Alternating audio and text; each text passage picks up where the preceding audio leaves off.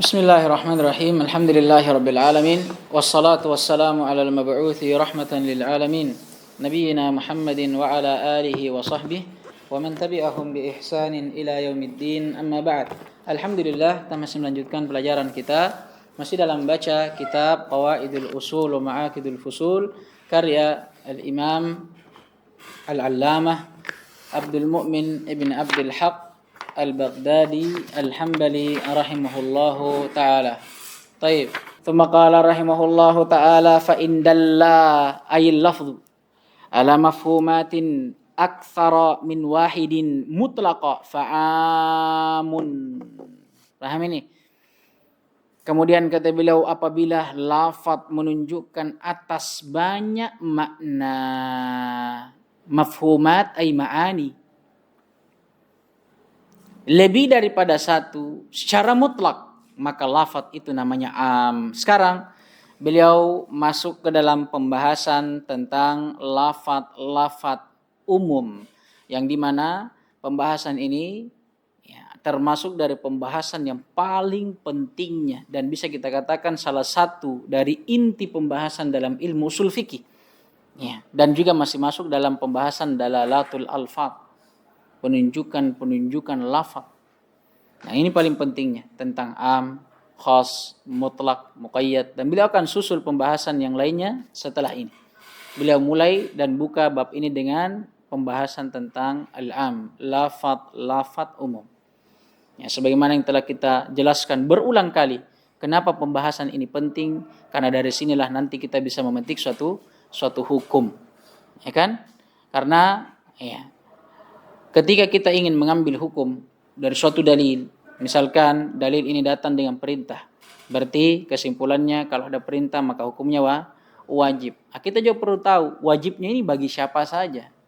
Apakah umum untuk setiap kaum muslimin, apakah umum untuk setiap manusia, atau khusus untuk orang dan keadaan tertentu. Ini penting juga, karena banyak orang yang membawa sesuatu yang umum dia khususkan. Sebaliknya, ada orang yang membawa sesuatu yang asalnya khusus tapi dia jadikan hal yang umum. Makanya perlu kita pelajari tentang am, khas, mutlak, muqayyad, supaya kita tahu kemana dalil itu diarahkan. Pahamnya entah? Kata beliau, ini ketika lafaz itu menunjukkan atas banyak makna, lebih daripada satu secara mutlak, maka lafaz ini namanya lafaz yang am. Dan yang diinginkan dengan ucapan beliau di sini mutlaqan ay bila haddin muayyan.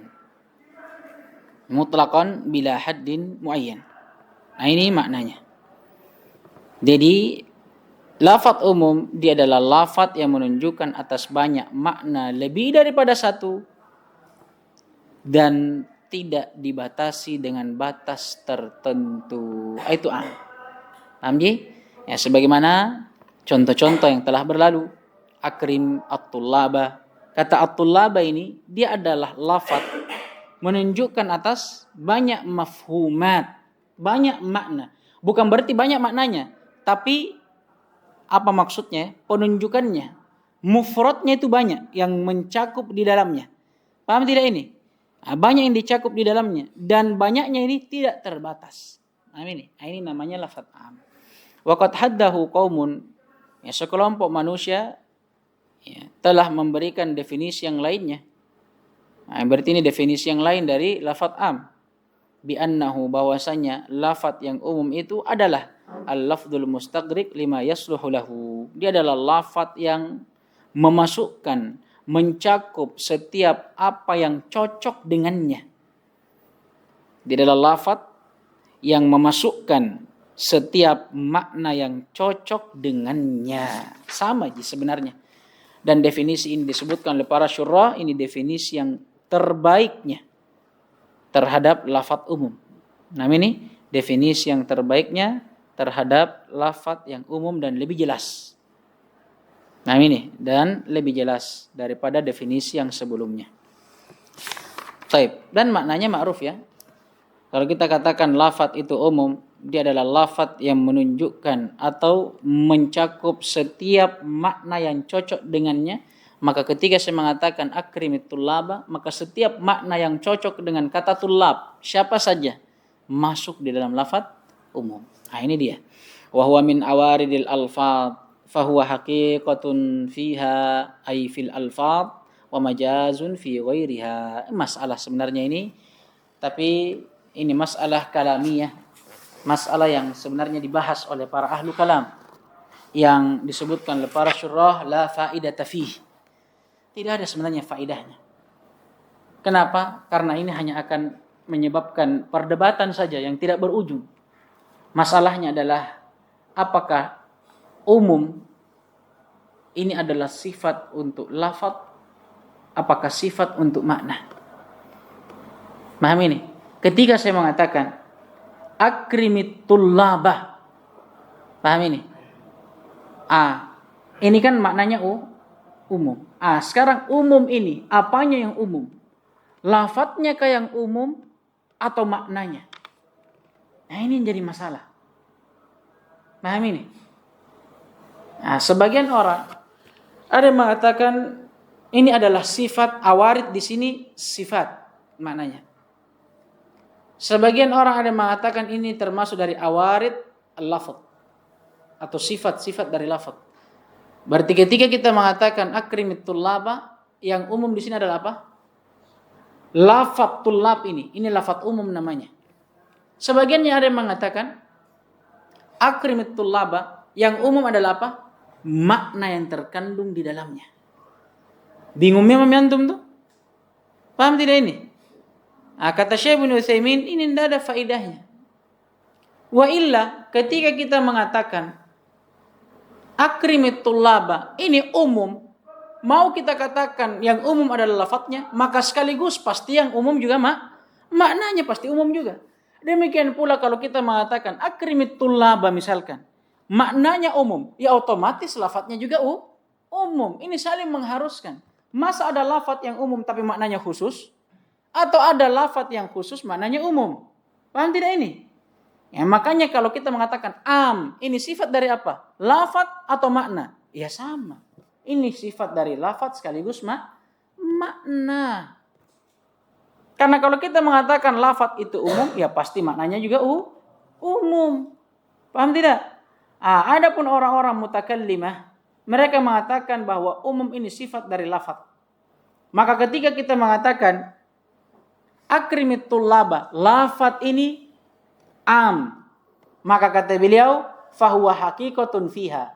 Ini kita gunakan lafadz umum ini di atas hakikatnya. Pahamnya tidak ini? Kita mengatakan akrimit tullaba, at-tullaba lafdun amun. Kita jadikan amun sifat dari lafadz. Ini kata mereka ini hakikat di atas peletakannya. Paham tidak ini? Adapun kalau kita katakan misalkan akrimit tullabah, paham ini? Kemudian kita katakan at-tullaba ma'nahul ammu, maknanya yang umum. Kata beliau ini majaz. Karena kita tidak letakkan lafadz di atas hakikatnya yang seharusnya dipakai menjadi sifat terhadap lafadz. Kita malah meletakkannya sebagai sifat terhadap makna. Makanya dibilang majaz. Lihat nih, tidak ada faedahnya. Mau kita bilang ini sifat untuk lafadz atau makna, sama ji. Paham ini? Ini kalau begini apa ini? Perdebatan yang terjadi. Ini ahlu kalam. Ini memang ini sifatnya mereka. Memperkeruh air yang tenang. Kita sudah enak-enak mengatakan bahwa lafadz ini umum. Maknanya ya umum juga pasti. Dia pergi berdebat lagi. Tunggu dulu. Umum ini apa? Lafadznya atau maknanya? Luar biasa. Paham ini masalahnya? Paham ini masalahnya nih? Ini masalah ini. Ini masalah di sisi ahlu kalam saja. Kemudian qala rahimahullah ta'ala wa asluhu. Dan asalnya, maksudnya definisi secara bahasa al-isti'abu wal-ittisa'. Isti'ab itu yang mencakup, ittisa' yang meluas. Wa alfaduhu khamsah, dan lafadz-lafadznya ada 5. Maksudnya beliau sekarang masuk ke dalam pembahasan siyagul umum, bentuk-bentuk lafaz yang bermakna umum. Kata beliau ada 5. Yang pertama, alismul muhalla bil alif wal lam. Ada isim yang dimasuki oleh alif dan lam. Ini ma'ruf.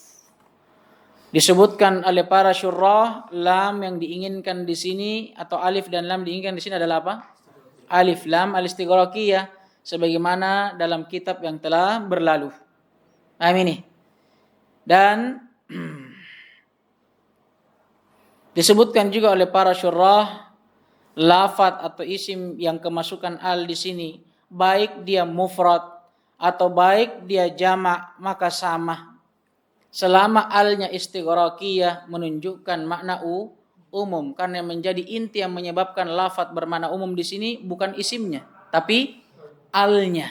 Makanya baik isim yang kemasukan al berupa mufrad ataupun jamak, selama dia kemasukan al istighraqiyah, maka maknanya umum. Contohnya banyak. Firman Allah Subhanahu wa taala, as-sariqu was-sariqatu faqata'u aydiyahuma. Syahidnya as-sariqu was-sariqatu umum pada setiap sarik dan sariqah. Adapun yang jamak, firman Allah Subhanahu wa taala, fa idza balagal atfalu minkumul hulum falyasta'dhinu. Syahidnya mana? Al-atfalu. Itu dari kata atfal, jamak dari tifl. Kemasukan alif lam istighraqiyah, maka dia bermakna umum. Paham? Dan semisal dengannya. Dan yang perlu ditambih sekadar faedah janibiyah saja, kata alif dan lam yang lebih afsah di kalangan para ulama bahasa ketika dia dinamakan dengan al, itu lebih afsah. Karena huruf dalam bahasa Arab ada huruf yang datang mufradah sendiri. Seperti kata li. Li kan sendiri, lamul amr, itu kan lam. Liya'mal, liyaktub. Ini kan sendiri dia. Ada yang datang murakkabah, seperti ini salah satunya, al, seperti apa? Huruf-huruf jar, fi, ila, min, an, ala. Paham ini? Itu murakkabah. Dalam penamaannya di sisi ulama bahasa, untuk huruf-huruf yang mufrada, ya kita namakan dengan nama hurufnya. Adapun kalau dia murakkabah, maka lebih afsahnya kita sebut dengan tarkibnya. Ya, karena min, tidak ada orang mengatakan min, mim, wa nun. Tidak ada. Ya kan? Majrurun bimim wa nun. Pernah antum dengar? Tidak ada. Majrur bimin. Kecuali kalau yang datang memang huruf sendiri seperti ba. Marartu bi Zaidin. Zaidin majrurun bil ba kan? Ya kan? Beda dengan min. Dakhaltu atau apa? Ji'tu minal masjid. Al masjid majrurun bi apa? Bimin, bukan bimim wa nun. Begitu pula al, karena dia datang murakkab maka lebih afsal dikatakan al. Ini faedah jadi biasa saja. Kemudian lafaz atau siyak yang kedua, al mudhaf ila ma'rifah, yang diidhafahkan kepada isim ma'rifah. Dan disebutkan oleh para syurrah, jam'an kana am mufrada. Baik yang diidhafahkan berupa jamak ataupun mufrad. Paham ini? Ya, adapun contoh jamak seperti firman Allah Subhanahu wa taala, yusikumullahu fi auladikum. Syahidnya mana? Auladikum. Aulad apa? Mudhaf. Diidhafahkan ke mana? Dhamir kum. Syahidnya aulad bermakna umum dan dia siyak jamak. Adapun mufrad, firman Allah Subhanahu wa taala, wa in ta'uddu ni'matallahi la tuhsuha. Syahidnya ni'matallah la tuhsuha. Kemudian kata beliau, wa adawatus syarti kaman fi man ya'qil wa ma fi ma la ya'qil wa ay fihima ay fi man ya'qil wa fi man la ya'qil wa aina wa ayyana fil makan wa mata fil zaman. Sampai di sini kata beliau berikutnya di antara siyagul umum, kata beliau ada watus syarat. Ya. Alat-alat syarat. Dan yang diinginkan di sini disebutkan oleh para syurrah ai asma asy-syart. Isim isim syarat. Seperti man, fi man ya'kil, untuk yang berakal. Sebagaimana dalam firman Allah Subhanahu wa taala, "May ya'mal su'an yujza bih." Barang siapa yang beramal keburukan, maka dia akan dibalas sesuai dengan perbuatannya. Syahidnya man, umum, mencakup siapa saja yang beramal keburukan, maka kata Allah dia akan dibalas sesuai dengan perbuatannya. Kemudian ma, di antara adatus syartiyah ada ma, fi ma la ya'kil, hanya saja bedanya dengan man, kalau ma dia untuk sesuatu yang tidak berakal. Kaqaulihi ta'ala, disebutkan oleh para syurah sebagaimana firman Allah Subhanahu wa taala, ma yaftahillahu lin-nasi min rahmah fala mumsika laha. Kata Allah, ma, tidaklah Allah Subhanahu wa taala membukakan rahmat kepada manusia kecuali pasti tidak akan ada yang mampu untuk menahannya. Syahidnya mana? Ma, apa saja yang Allah buka berupa rahmat, maka pasti tidak akan ada seorang pun yang mampu untuk menahannya untuk manusia.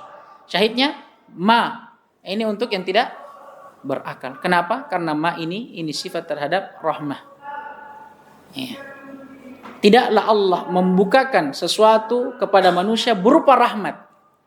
Nah, rahmat ini tidak berakal. Paham ini? Semua qala rahimahullahu taala wa ayyin fihima. Di antara isim syarat yang berlafaz umum, yang bermakna umum ada ay. Fihima ay fil akil wa ghairil akil, pada yang berakal dan tidak berakal. Disebutkan oleh para syurah, di antara contohnya sabda Nabi alaihi salatu wassalam untuk yang berakal, ayyumam ra'atun nakahat bi ghairi idni waliyiha fanikahuha batil. Ayyuham ra'atun, siapa saja wanita. Nah, ini menunjukkan bahwa ayyu di sini untuk berakal karena diatafkan kepada imra'atun, seorang wanita dan wanita berakal. Itu syahidnya. Adapun untuk yang tidak berakal sebagaimana firman Allah Subhanahu wa taala, ayyamal ajalaini qadait. Ayyamal ajalaini qadait. Kemudian kata beliau wa aina wa ayyana fil makan. Di antara isim syarat yang bermakna umum ada aina wa ayyana, dan ini untuk isim-isim makan yang menunjukkan akan tempat. Pahami? Contohnya sebagaimana firman Allah Subhanahu wa taala, fa aina ma tuwallu fa thamma wajhullah. Kemanapun kalian menghadap, maka di situ ada wajah Allah Subhanahu wa taala, menunjukkan akan kebesaran Allah dan keagungan Allah Subhanahu wa taala, bahwasanya Allah Subhanahu wa taala jauh lebih besar daripada makhluknya. Maka Allah Subhanahu wa taala dengan kebesarannya itu mencakup hamba-hambanya. Bukan berarti Allah ada di mana-mana. Bukan. Ini dalil akan kebesaran Allah, bukan berarti Allah di mana-mana. Allah tetap di atas, beristiwa di atas arsy-Nya. Tapi karena saking besarnya Allah daripada makhluknya, Allah mencakup makhluknya seluruhnya. Makanya kata Allah, kemanapun kalian menghadap, maka di situ wajah Allah. Nah ini, sebenarnya dalam hadits kan dikatakan bahwa bumi ini, paham ini? Bumi ini dibandingkan langit seperti apa? Cincin yang dibuang di padang pasir. Dan itu lagi langit dan 7 susunnya yang lebih besar daripada bumi, sebagaimana padang pasir dan cincin yang dibuang dengannya. Langitnya ini yang sebesar itu lagi dibandingkan dengan arsy, itu seperti apa? Seperti cincin lagi dibandingkan dengan kursi, seperti cincin lagi yang dibuang di padang pasir. Nah, sedangkan Allah beristiwa di atas arsy-Nya lagi. Bagaimana yang besarnya itu Allah? Maka wajarlah ketika apa? Allah itu lebih besar daripada makhluknya dan melingkup makhluknya. Paham ini? Iya. Nah, ini sebagai permisalan saja ya. Seperti misalkan kalau semut di tangan kita sebagai manusia. Ta'ala Allahu an dzalika. Ini permisalan.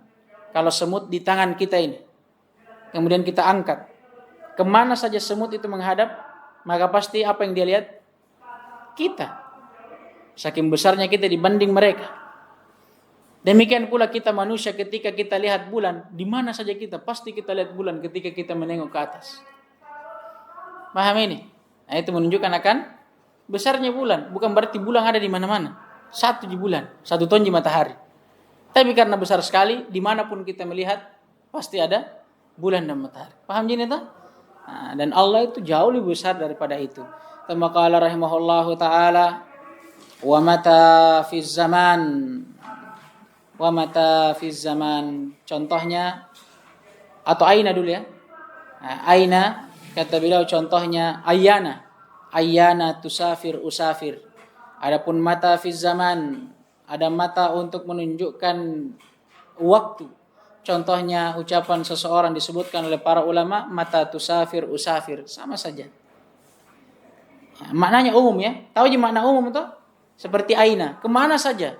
Umum. Antum mau menoleh ke mana, kanan, kiri, ke depan, ke belakang, ke atas, itu semua Allah.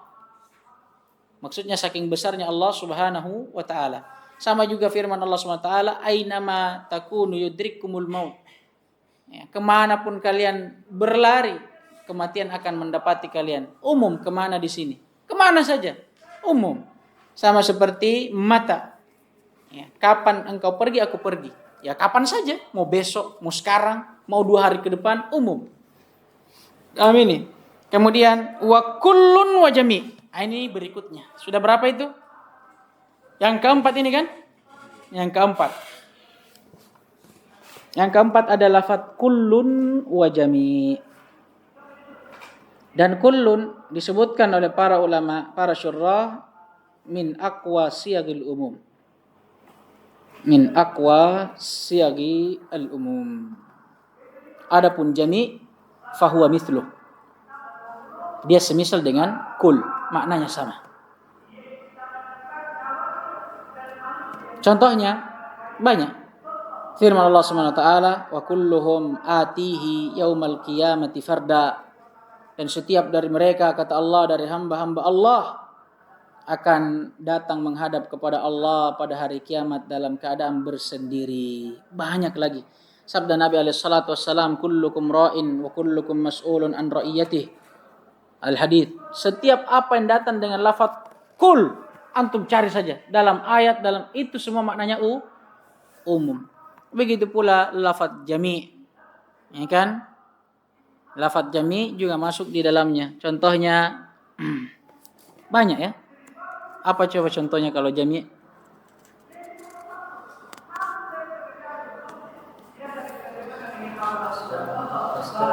Ya, fasajadal malaikatu kulluhum ajma'un, tapi itu taukid ya. Tapi sama saja. Apa yang bermakna jami' dan kul, ini termasuk dari siyagul umum. Tsumma qala rahimahullahu taala wan nakiratu fi siyaqin nafi. Di antara lafaz-lafaz umum ada nakirah dalam konteks penafian. Kala rajula fid dari. Sama aja nih. Sama.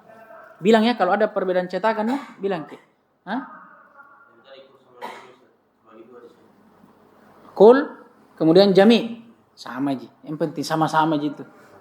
Ya toh, sediantara lafaz umum. Berarti berapa dia? 6. Berarti setelahnya apa?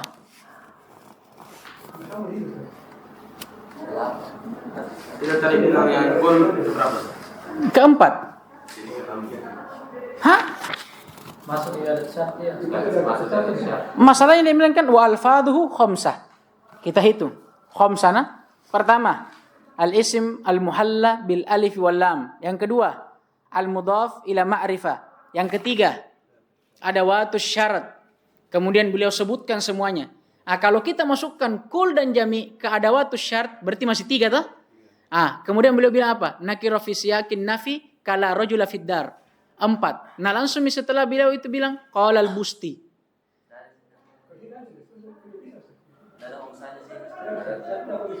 Wa adatu syart langsung dia bilang. Bukan wa adatu wa alfaduhu.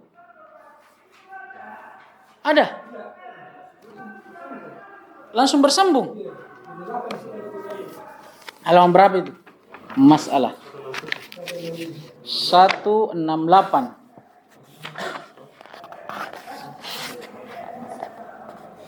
ba. Masih ada. Nah, ini masalah. Masalahnya di atas dia bilang wa alfadhuhu khamsah, halaman 167. Di titik 4 yang keempat. Ada toh? Sekarang dan lafat-lafatnya, maksudnya lafat-lafat umum ada 5. Itu yang dikasih dalam kurung. 1, 2, 3. Itu 1, 2, 3 berarti alfadul umum ini. Yang 1, 2, 3 seterusnya tanpa kurung. Ini bentuk-bentuk ada watu syarat. Sekarang masalahnya sampai nakiro fi siyakin nafi di sini dia masukkan dalam ada watu syarat. Berarti kalau begitu cuma 3 alfadul umum. Karena ada watu syarat, kullun dan jami semua masuk. Karena kullun dan jami demikian pula nakiro fi siyakin nafi dia masukkan ke ada watu syarat. Masalahnya. Coba saya lihat nuskhoh yang dia pakai jadi mu'tamadnya ini.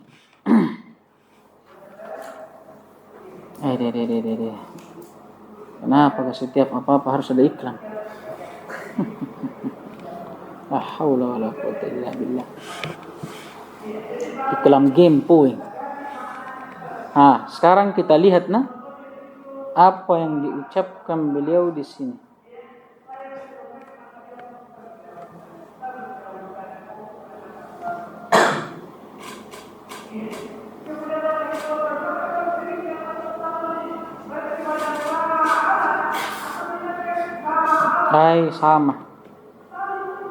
Sama. Wallahu ta'ala alam. Tapi kalau saya nampak kul ini sendiri. Kul sendiri. Sekarang kul bisa enggak jadi ada watu syarat? Enggak bisa. Jami apalagi? Nakiro fi siyakin nafi lebih-lebih lagi. Tapi wallahu alam. Masalahnya di nuskhonya ini begitu memang dia tulis. Wallahu alam. Mungkin ini salah cetak atau bagaimana. Masalahnya beliau juga tidak dia tulis di tahqiqnya. Muhakkik nuskho yang menjadi mu'tamadnya ini tidak ditulis tahqiq apapun. Ta'liq apapun tidak ada.